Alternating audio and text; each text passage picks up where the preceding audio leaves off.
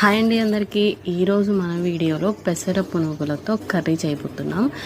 అయితే మీరు ఎప్పుడైనా ఈ పెసర పునుగుల కర్రీ తిన్నారా లేదో నాకు కమెంట్స్లో చెప్పండి.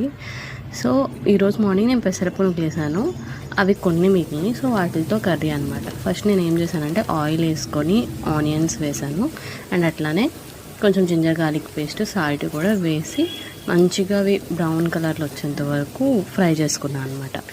సో ఈ పెసర పునుగుల కర్రీ మనం మామూలు ఎగ్ కర్రీ ఎట్లా చేస్తామో ఆ స్టైల్లోనే చేస్తాము అండ్ టేస్ట్ కూడా చాలా బాగుంటుంది. చాలా బాగా వచ్చింది. ఫస్ట్ టైం ట్రై చేశాను, చాలా బాగా వచ్చింది. సేమ్ ఎగ్ కర్రీ లానే వచ్చింది టేస్ట్ కూడా. సో ఇక్కడ అల్లం వెల్లుల్లి పేస్ట్ వేసాను. తర్వాత దీంట్లో ఏం లేదండి, ఉప్పు కారం పసుపు అన్నీ వేసుకొని కొంచెం వాటర్ వేసుకొని అది కొంచెం బాయిల్ అయిన తర్వాత పొద్దున్న చేసుకున్న పెసర పునుగులు ఏవైతే ఉన్నాయో అవి వేసి మంచిగా సిమ్లో పెట్టేసి ఉడికించుకున్నాను. మీరు కారం ఉప్పు అన్నీ కూడా మీ టేస్ట్కి తగ్గట్టు వేసుకోండి. అండ్ అలానే కొంచెం ధనియాల పొడి, గరం మసాలా పొడి లాస్ట్లో కొద్దిగా వేసాను అనమాట. నాకైతే చాలా చాలా బాగా వచ్చింది, టేస్ట్ అయితే బాగా నచ్చింది. అయితే దీని వెనకాల ఒక స్టోరీ ఉందండి, చెప్తాను నేను.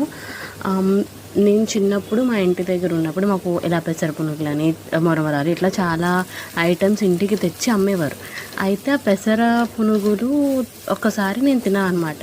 చల్ల పునుగులని కూడా వాళ్ళు అమ్ముతున్నారు వాటిని. అయితే ఆ తర్వాత నేను ఎప్పుడు పెసర పునుగులు తినలేదు.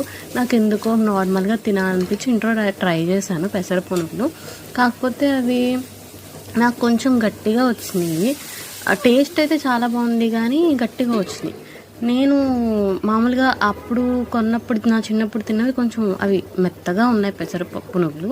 నేను ఎలా చేశానంటే మామూలుగా మనకి పెసరపప్పు ఉంటుంది కదా, ఆ పెసరపప్పును మంచిగా నానబెట్టేసి మార్నింగ్ కొంచెం పచ్చిమిర్చి అల్లం ముక్క జీలకర్ర వేసి మిక్సీ పట్టేసి గట్టి పేస్ట్ లాగా అవి పునుగుల కింద వేసాను.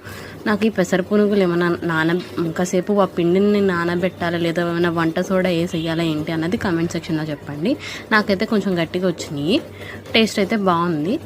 తర్వాత నేను ఇలా పెసర పునుగులు వేసేసాను కదా, దీన్ని మంచిగా బాయిల్ చేసేసుకుని మంచిగా లాస్ట్లో మసాలా వేసేసి మంచిగా ఎంజాయ్ చేశాను అనమాట. చాలా టేస్ట్ చాలా బాగా వచ్చింది.